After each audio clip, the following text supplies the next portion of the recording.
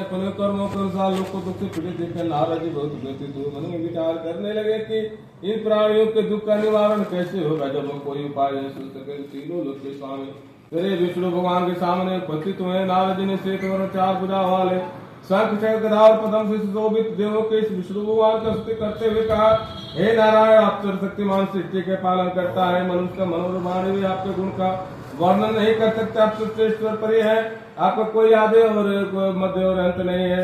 आप सब सृष्टि करके में विराजमान अपने भक्तों की मंगल कामना पूरी करने वाले हैं। मैं आपको नमस्कार करता हूँ। नारद जी इस प्रकार सुनकर विष्णु भगवान मुस्कुराते हुए बोले, हे मुनिवर, कृपया निसंकोच होकर अपने आने का कारण बताइए। तब नारद जी ने कहा, पृथ्वी लोक पर जन्म लेने वाले मानव अपने गुण कर्मों के अनुसार विभिन्न योनि में रहते हुए अनेक दुख से पीड़ित हो रहे हैं। त्रिलोकीनाथ मुझ पर कृपा करते हुए कोई ऐसा उपाय बताइए जिससे इनका कष्ट दुख नष्ट हो सके और सुख संपत्ति का भोग करते हुए मोक्ष को प्राप्त करें। सृष्टि के पालनहार विष्णु भगवान ने कहा, हे नारद, मैं ऐसे व्रत का वर्णन करने जा रहा हूँ जिससे करने से विश्व के सभी स्त्री पुरुषों को पापों से मुक्ति मिली। नरता नष्ट होने से मनुष्य संपत्ति के समय तैरता हुआ पूर्व जीवन यापन करेगा। श्री सत्यनारायण भगवान के इस व्रत को करने से उनकी सभी मंगल कामना पूरी होगी। कल मुक्त प्राप्ति का यही एकमात्र उपाय है।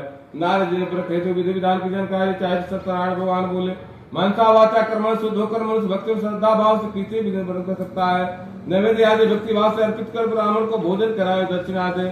इस प्रकार से सत्यनारायण भगवान की अर्चना करे सभी कष्टों से मुक्ति पाकर धन संपत्ति उससे की होकर पूर्ण जीवन यापन करता है। बोलिए विष्णु भगवान की जय।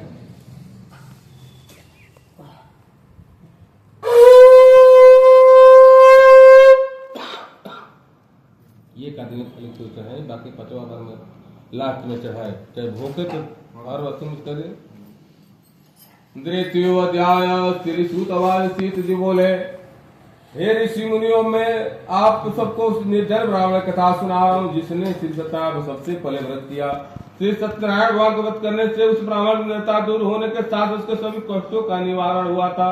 प्राचीन समय में वह निर्जन ब्राह्मण देवों के प्रिय नगरी काशी में रहता था। भिक्षा मांगकर किसी तरह अपना जीवन यापन कर रहा था। ब्राह्मण दुर्सा देखकर ब्राह्मण से प्रेम करने वाले श्री सत्यनारायण भगवान ने जिन बूढ़े व्यक्ति का रूप परिवर्तित उसके पास जाकर आदर से पूछा, हे ब्राह्मण देवता, तुम इस तरह घर घर भिक्षा मांगकर अनेक कष्टों को सहन करते हुए कैसे जीवन यापन कर रहे हो? दरिद्र ब्राह्मण का, हे मित्र, आए कोई साधन न होने कारण मैं भिक्षा मांगकर अपना जीवन यापन कर रहा हूँ। यदि आप मेरी दृढ़ता दूर करने कोई उपाय जानते तो मुझे अवश्य बताएं। निर्जन ब्राह्मण की बात सुनकर बूढ़े व्यक्ति ने कहा, हे मित्र, श्री सत्यनारायण भगवान को व्रत करने से सभी कष्टों का निवारण हो जाएगा। श्री सत्यनारायण भगवान की पूजा अर्चना करने से तुम्हारी सभी मनोकामना पूर्ण होगी, क्योंकि तुम्हारे घर में धन संपत्ति वर्षा होगी। ब्राह्मण को व्रत करने की विधि बताकर सत्यनारायण भगवान वहां से आगे को चल गए। चलकर अंतर ध्यान हो गए। निर्जन ब्राह्मण ने बूढ़े व्यक्ति द्वारा बताया कि व्रत करने के निश्चय को उस रात से नींद नहीं आया। वह व्रत करने के बारे में सोचता रहा, रात भर सत्यनारायण स्मरण करता रहा। रात उठकर सत्यनारायण का व्रत करने का निश्चय करता हुआ निर्जन ब्राह्मण भिक्षा मांगने निकल पड़ा। उस दिन ब्राह्मण को भिक्षा बहुत धन मिला। घर लौटकर उसने अपने आत्मा सत्यनारायण भगवान की पूजा करने व्रत सुनाने के बाद सभी प्रसाद स्वयं प्रसाद ग्रहण किया। कुछ ही दिनों ब्राह्मण निरंतर दूर हो गई। उसके घर में दान की वर्षा होने लगी। अब ब्राह्मण हर महीने से सत्यनारायण व्रत करने का निश्चय किया। हे श्रेष्ठ मुनियों, मैं आपको लोगों की कथा सुनाता हूँ जिन्हें इस ब्राह्मण से सत्यनारायण के व्रत कथा सुनकर व्रत किया, उससे कष्ट दूर हुए। धन संपत्ति से संपन्न ब्राह्मण हर महीने से व्रत करते हुए जब अगले मास से सत्यनारायण व्रत किया तो उस व्रत में बहुत से बंधु बांधव शामिल थे। उसी समय जंगल से लकड़ियां काट कर लाने वाला एक बूढ़ा लकड़हारा वहां से गुजरा। उसे बड़े प्यास लग रहे थे, अतः जल पीने की इच्छा से बूढ़े लकड़हारे लकड़ियों गट्ठों को जमीन पर रखा और घर के आंगन पहुंचकर उस ब्राह्मण से पूछा, हे ब्राह्मण देवता, आप किनका पूजन कर रहे हैं? इस व्रत के करने से क्या लाभ होता है? कृपया कर मुझे सब बताए। बूढ़े लकड़हारे की बात सुनकर उस ब्राह्मण ने कहा, मैं अपने बंधु बांधव को सत्यनारायण का पूजा कर रहा हूँ। इस व्रत करने से सत्यनारायण कृपा से निरंतर नष्ट होते और संसार के दुखों से मुक्ति मिलती है। ब्राह्मण से सत्यनारायण का वर्णन सुनकर बूढ़ा लकड़हारा बहुत प्रसन्न हुआ। मन ही मन सत्यनारायण व्रत करने के निश्चय कर किया। चलते हुए लकड़हारे ने मन में सोचा, लकड़ियों के बेचने से जो धन मिलेगा वो धन से मैं श्री सत्यनारायण पूजा करूंगा। ऐसा विचार करने से लकड़हारे को लकड़ियों में 2 रुपये मिले। लकड़हारे रुपयों से केले, दूध, दही, गेहूं का आटा, शक्कर खरीदा। घर लौटकर उसने पूरे काशी नगरी में सत्यनारायण की पूजा की। उस पूजा में उसके परिवार के आसपास लोग सम्मिलित हुए। श्री सत्यनारायण भगवान की पूजा और कथा सुनने को कहा ने प्रसाद ग्रहण किया। सत्यनारायण भगवान के उनका पास घर में धन धान की वर्षा होने लगी। उसकी निष्ठा दूर हो गई। सत्यनारायण पूजा करते हुए कहा पूर्व करता हुआ अंत में मोक्ष को प्राप्त कर वैकुंठ धाम को चला गया। बोले वृंदावन बिहारी लाल की जय।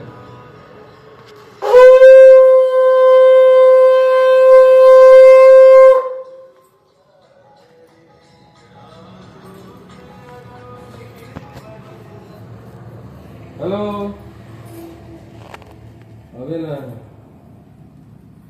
आधा घंटा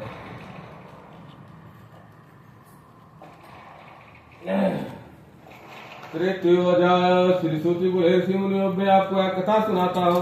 प्राचीन समय में कनकपुर में काम बुद्धिमान सत्यवादी राजा राज का प्रतिदिन मंदिर में जाकर सत्यनारायण पूजा करता था और धन दान करता था। उनकी पत्नी सौदा बहुत सुशील थी। दोनों हर महीने से सत्यनारायण भगवान का व्रत करते थे। श्री सत्यनारायण के अनुकंपा के मन में धन संपत्ति भंडार भरे थे। उनकी सारी प्रजा भूतानों से जीवन यापन करे थे। एक बार राजा और रानी बहुत से लोगों के साथ जब भद्रशिला नदी किनारे सत्यनारायण पूजा करे थे, नदी किनारे को बड़ी नौका के ठहरे सुनाव में धनी व्यापारी यात्रा कर बहुत सा धन कमाकर अपने नगर को लौट रहा था। उसका सारा धन सुनाव में रखा हुआ था। नाव सोकर कर व्यापारी राजा से राजा पूजा आप फिर सब लोग की पूजा करें। पूजा करने से मुझे क्या लाभ होता है? राजा व्यापारी से कहा हम हर पूर्णिमा को सत्यनारायण भगवान को व्रत करते हैं। फिर पूजा करने के बाद भगवान प्रसाद लोग प्रसाद ग्रहण करते हैं। सत्यनारायण भगवान की पूजा से प्रसाद प्राप्त दुखियों के दुख दूर होते हैं। राजा के बाद सुनकर व्यापारी का हे राजन में भी सत्यनारायण भगवान का व्रत करना चाहते हो, कृपया निसंकोच मुझे बताइए।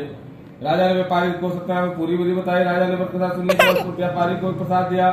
श्री सत्यनारायण भगवान का स्मरण करते व्यापारी ने प्रसाद ग्रहण किया और वापस लौटकर अपनी पत्नी आवती से कहा हमारी कोई संतान नहीं। कनकपुर के राजा अलका में मुझे बताया है कि श्री सत्यनारायण भगवान को करने उनकी कथा सुनने से सभी मनोकामना पूर्ण होती है। यदि सत्यनारायण भगवान के अनुकंपा से हमारी कोई संतान हुई तो मैं श्री सत्यनारायण भगवान को व्रत अवश्य करूंगा। व्यापारी कैसा निश्चय करने कुछ समय वाली आवती गर्भवती 10वें महीने में उसने एक सुंदर कन्या को जन्म दिया। व्यापारी ने पुत्री जन्म बहुत खुशियां मनाई, लेकिन सत्यनारायण भगवान का व्रत नहीं किया। जब उसकी पत्नी आवती ने अपने पति से सत्यनारायण भगवान व्रत करने के लिए कहा तो वह बोला अभी क्या जल्दी है, मैं इधर व्यापार में व्यस्त हूँ, मुझे फुर्सत नहीं है। जब अपनी विवाह होगा तो मैं अवश्य सत्यनारायण भगवान का व्रत करूंगा। अपने पति का वचन सुनकर बिल्ली आवती चुप रह गई। व्यापारी कन्या कलावती सकल पर चंद्रमा की तरह तेजी से बड़ी होने लगे।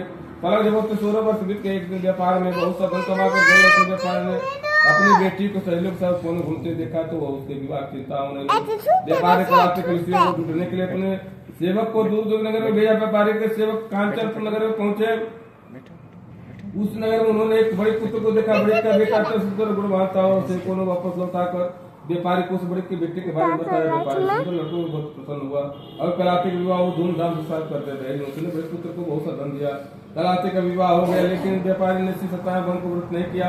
लीलावती ने अपने पति से कहा ना था कलावती के विवाह पर श्री सत्यनारायण भगवान का व्रत करने का निश्चय किया तो अब तो आपको व्रत कर लेना चाहिए। पत्नी की बात सुनकर व्यापारी ने कहा अभी तो मैं अपने समाज से व्यापार के लिए जा रहा हूँ। लौटने को व्यापारी ने कई नावों में सामान भरा अपने सेवक के साथ व्यापार कर निकल पड़ा। व्यापारी द्वारा बार-बार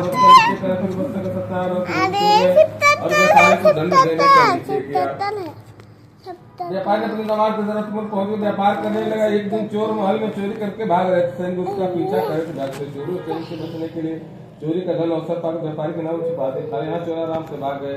चोरों का पीछा करते सैनिक व्यापारी के पास मौजूद उन्होंने व्यापारी के नाम चलाते हुए तो राजा का चोरी धन मिल गया। जब सैनिक व्यापारी के दामाद को बंदी बनाकर जेल खाने में राजा के पास ले गए तो उन दोनों को बंदी में डाल दिया। उसका सारा धन ले लिया। फिर सत्यनारायण के पुत्र से उधर लीलावती पर मुसीबत फूट पड़ा। घर में चोरी हो गई। चोरी सारा धन चुरा कर ले गए। घर में खाने के लिए नहीं बचा। भूख प्यास से व्याकुल व्यापारी के ब्राह्मण घर में सत्यनारायण हो रहे उसने वहां बैठे और प्रसाद लिया। घर लौट कर कलावती ने अपनी माँ लीलावती सारी बात बताई। कलावती से कथा की बात सुनकर लीलावती ने व्रत करने का निश्चय किया। अगले दिन लीला कर परिवार आसपास के लोग पूजा की। पूजा के बाद सबको प्रसाद बांट कर स्वयं प्रसाद ग्रहण किया गया। तो पति और दामाद घर लौटाने की मनोकामना से सत्यनारायण व्रत किया था। लीलावती विधि पूर्वक करने प्रसाद ग्रहण करने सत्यनारायण प्रसन्न होकर उनकी मनोकामना पूरी की। उन्होंने राजा चंद्रकेतु को स्वप्न दर्शन देकर हे राजन व्यापारी उसका दामाद बिल्कुल निर्दोष से सुबह उठते हैं। दोनों को मुक्त कर दो, दोनों सारा वापस लौटा दो। यदि तुमने ऐसा नहीं किया तो मैं तुम्हारा सारा वैभव नष्ट कर दूंगा। इतना कहकर सत्यनारायण भगवान का ध्यान हो गया। प्रातः होते ही राजा चंद्र के अपने मंत्रियों और राजस्व राष्ट्रपति की बात बताई। सबने व्यापारी उसके दामाद को छोड़ देने के लिए कहा। राजा चंद्रकेतु ने तुरंत व्यापारी उसके दामाद को छोड़ दिया, उसका सारा धन वापस कर दिया। इस प्रकार श्री सत्यनारायण के कृपा से साधु नाम व्यापारी और उसका दामाद दोनों खुशी को नगर की ओर चले। बोले वृंदावन बिहारी लाल की जय।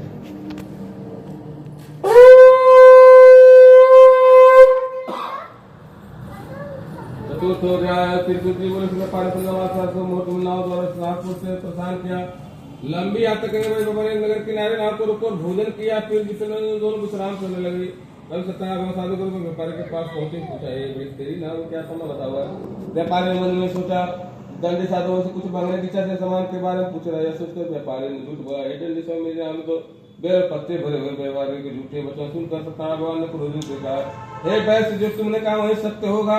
इतना कर सत्यनारायण को दूर जाकर अंतर ध्यान हो गए। उधर व्यापारी दंडी साधु को वहां से खाले हैं, लोग बहुत पसंद हुए, लेकिन व्यापारी को नाव पत्ते भरे हुए देखा तो जोर जोर से विलाप करे, मन में अपने झूठ बोलने पर आचित करने लगा। रोते रोते व्यापारी मूर्छित हो गया। कुछ देर के बाद उसकी मूर्छा नष्ट हुई तो वह फिर विलाप करने लगा। तब उसके दामाद ने कहा, आप इतना दुखी मत हुई, यह सब दंडी साधु के साथ कारण हुआ है। वो दंडी महाराज भक्ति से छुटकारा दिला सकते हैं।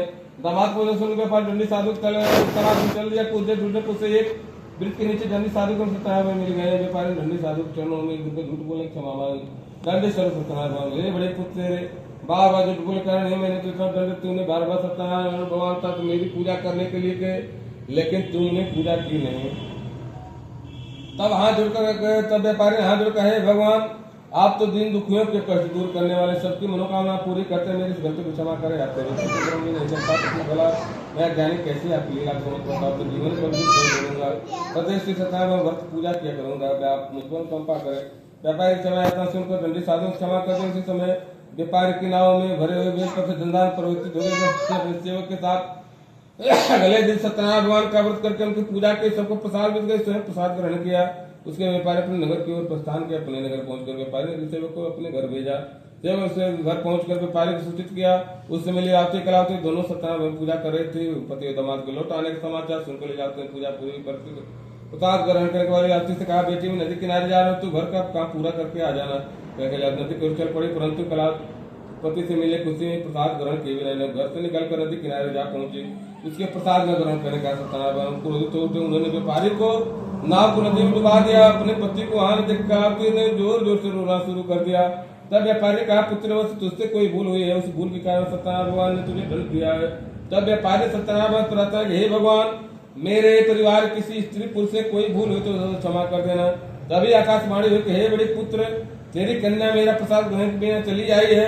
यदि अब घर पहुंचकर तेरी कन्या प्रसाद ग्रहण करके वापस उसे पति के दर्शन होंगे, जो भी नाव जल के ऊपर आ जाएगी। कलावती ने वैसा ही किया। उसके प्रसाद ग्रहण करके वापस लौटने पर नाव जल के ऊपर आ गई। दामाद नदी से निकल आया। घर लौटकर व्यापारी अपने परिवार आसपास के साथ मिलकर पूजा की। उनकी सभी मंगल कामना पूरी हो, आनंद पूर्ण जीवन यापन करता हुआ विष्णु लोक को चला गया। बोले वृंदावन बिहारी लाल की जय।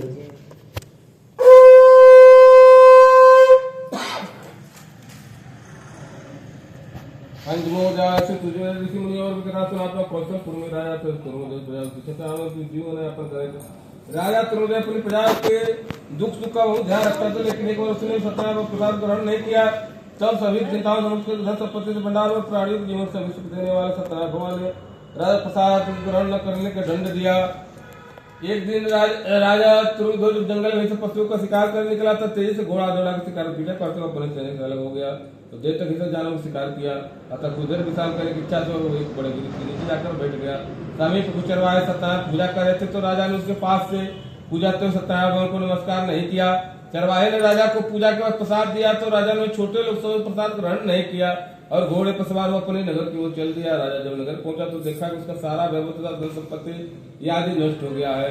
श्री सत्यनारायण राजा निर्धन हो गया। तब राजर्षि ने राजा से कहा, महाराज आपसे कोई भूल हुई है, अगर आप भूल प्रायश्चित कर ले तो सब कुछ पहले जैसा हो जाएगा। राजा तुरंत अपनी भूल का स्मरण हुआ तो मंदिर में जाकर राजा ने सत्यनारायण से क्षमा मांगी। उनकी पूजा की। पूजा के साथ ग्रहण करने सत्यनारायण भगवान को कंपा से चमत्कार हुआ। राजा का खोया वह पुनः लौट आया। श्री सत्यनारायण के पास जीवन के सभी सुखों का भोग करते हुए अंत में राजा तुरंत ध्वज वैकुंठ को गया और मोक्ष को प्राप्त किया।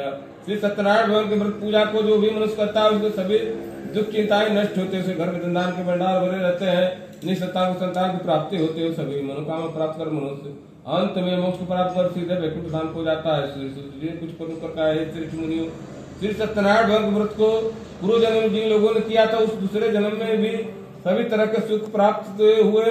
वृद्धदानंद ब्राह्मण पूर्व जन्म सत्यनारायण का विधिवत व्रत किया तो दूसरे जन्म में सुदामा के रूप में भगवान की पूजा करते हुए अंत में मोक्ष को प्राप्त किया और वैकुंठ धाम को चला गया। और काम को राजा और अगले जन्म में राजा दशरथ के रूप में मोक्ष को प्राप्त करके वैकुंठ को गए। व्यापारी ने मोरध्वज के रूप में जन्म लिया, अपने पुत्र को आर्य से चीर कर भगवान का कपाल वैकुंठ को प्राप्त किया।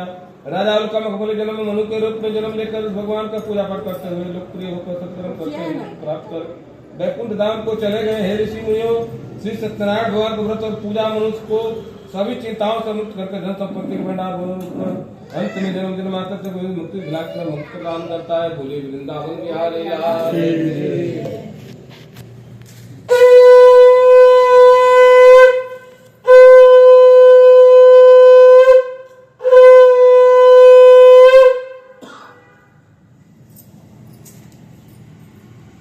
चलिए 5 बार जल गिराए।